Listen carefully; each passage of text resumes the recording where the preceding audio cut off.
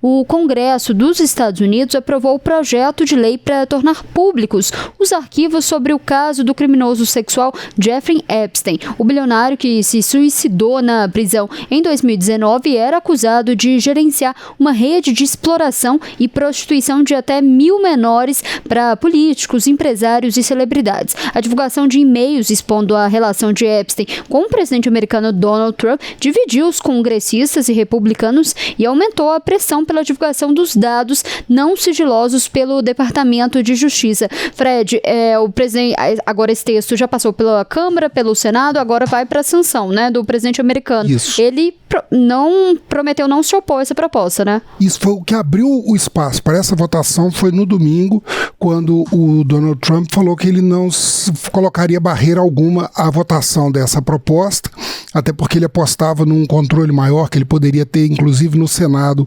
sobre essa votação, né? E que ele também não vetaria. E isso daí é o que acabou acontecendo. Ontem foi votado de uma forma muito rápida e muito avassaladora. Por exemplo, na Câmara foram 427 votos a 1. Só um congressista da Louisiana votou contra a abertura, porque ele falou que, além dele ser historicamente defensor do fechamento do caso Epstein, ele disse que isso poderia afetar pessoas inocentes que tinham sido vítimas dessa investigação. No Senado, a votação foi por unanimidade, né? Isso surpreendeu, inclusive, o Partido Republicano, né? A Casa Branca, porque não se esperava essa avalanche toda. O Donald Trump, ele está vindo numa pressão muito grande. Na campanha ele falou que abriria esses dados, mas uma vez que ele tomou posse, a questão foi se arrastando. Ele pediu abertura de investigações, a procuradora Penn Biondi falou que haveria investigações, mas também não abriu os documentos. Na semana passada, houve abertura pelo Congresso, na Câmara dos Deputados, de mais ou menos 20 mil documentos, inclusive 3 e-mails que citavam do Epstein, que citavam explicitamente o Donald Trump, que falava que ele sabia desse esquema que acontecia, e esses documentos, isso foi ganhando potência, né? Houve até uma briga direta do Donald Trump com uma representante do Congresso, a Marjorie Taylor Greene, que é da Geórgia, que era uma apoiadora do Partido Republicano, mas que entrou em rota de colisão com o presidente. O presidente várias vezes teceu críticas a ela, porque ela pediu abertura para que houvesse maior transparência sobre o caso. E isso daí foi gerando um desconforto, inclusive dentro do partido do presidente, que foi aumentando a pressão com relação a ele. Então levou a essa votação, né? E o Donald Trump, nesse momento, ele está muito acuado. Você vê, ontem ele foi questionado no momento que ele se encontrava com o príncipe coroado saudita, o Salman Bin, né? E ele falou... Ele brigou diretamente, né, retrucou uma repórter da rede ABC chamada Mary Bruce, né? Podemos ouvir aqui como é que foi essa disputa entre os dois. Mr. President, why wait for Congress to release the Epstein files? Why not just do it now? You know, it's not the question that I mind, it's your attitude. I think you are a terrible reporter. It's the way you ask these questions. You start off with a man who's highly respected, asking him a horrible... insubordinate and just a terrible question.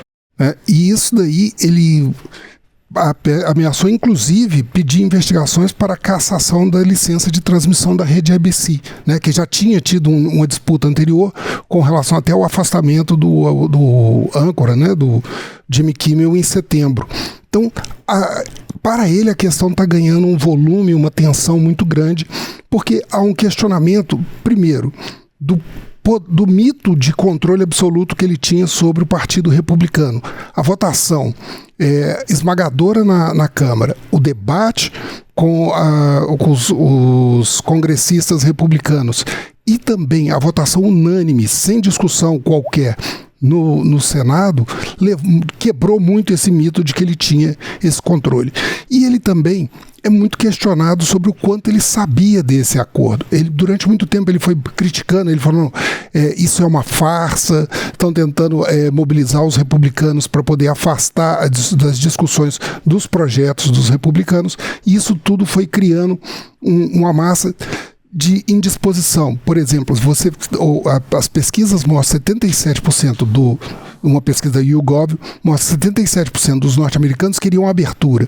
69% dos norte-americanos, isso em uma outra pesquisa, aponta que eles avaliam que o governo dos Estados Unidos estava comunicando mal, talvez querendo esconder alguma coisa relacionada aos arquivos, né? E o Donald Trump, ele teve uma relação com o Epstein durante um período, mais ou menos 15 anos, eles tinham uma relação comercial, eles se frequentavam, eles romperam em 2004, um ano antes do início das investigações. A questão do esquema do Epstein era um acordo, ele tinha ele foi acusado, né, de ter uma rede de prostituição que envolveu mais de 1.000 mulheres, normalmente meninas entre 14 e 17 anos, inclusive uma brasileira, né, que ela é considerada o caso menor número 1 da investigação, Marina Lacerda, que ela migrou para os Estados Unidos em 2002, essa é a foto dela numa coletiva que aconteceu antes da votação, inclusive, na terça-feira.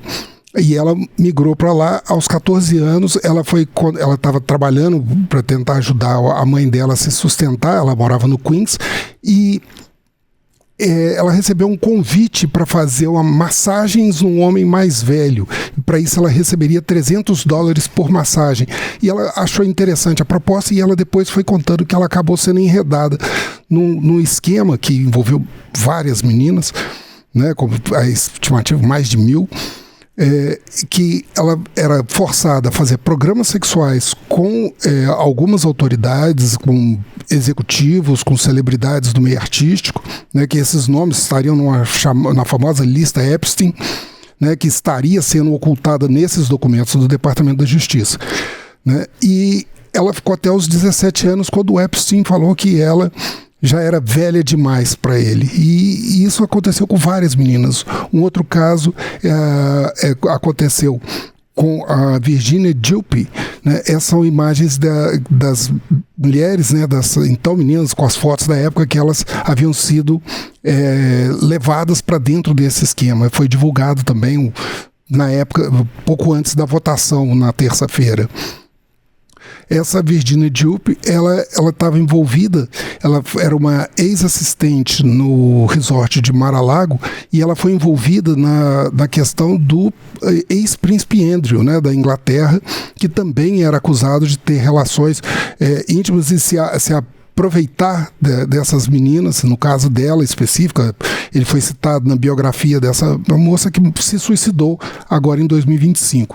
E outra pessoa que é citado nas investigações, foi até convocado ao Congresso para falar, é o ex-presidente Bill Clinton. Então, agora, só para encerrar essa questão, o Congresso tem mais ou menos 30 dias, né? O Departamento de Justiça, pelo menos, tem 30 dias para divulgar essas informações, né? Excetuando as informações sensíveis sobre vítimas ou investigações em curso pelo Departamento de Justiça. Agora, qualquer outra relação a essas coisas, inclusive envolvendo políticos ou celebridades, essas informações, pela lei de transparência aprovada, terão que ser divulgadas. Eu até lembrei, que não necessariamente tem a ver, mas eu lembrei que na última semana, né, quando foi divulgado esses primeiros documentos, trocaram até uma troca de e-mail que ele fala que teve uma conversa com Lula também, teve uma conversa com Bolsonaro. Então, todo mundo está com medo no fim das contas. Esses 20 mil documentos que foram revelados citavam o ex-presidente Lula, uma possível conversa que o Lula teria tido a partir quando ele ainda estava preso, né? Cita o ex-presidente Bolsonaro, fala que ele é o cara. Tem uns documentos que citam as relações com o Vladimir Putin. Então, assim, ele era um homem muito bem... o Epstein era um homem que tinha relações com o poder na Casa Branca, com o Congresso, com autoridades fora do país. Então, essas comunicações dele citavam Deus e o mundo, né? Então, por isso que tem tanto mistério e o fato dessas investigações não terem sido divulgadas, mesmo que não haja nenhum qualquer envolvimento do Trump, o fato de não abrir esses dados acabou gerando para ele uma fragilidade com relação ao público norte-americano e uma desconfiança que ele poderia ter lidado desde o início com a investigação aberta. Então agora ele está lidando com uma crise de comunicação e uma crise política dentro do seu próprio partido. Nesse caso, dessas partes, né, desse e-mail que cita a ligação do Lula, o Palácio Planalto, inclusive, correu para poder negar. Falou que essa ligação telefônica nunca aconteceu.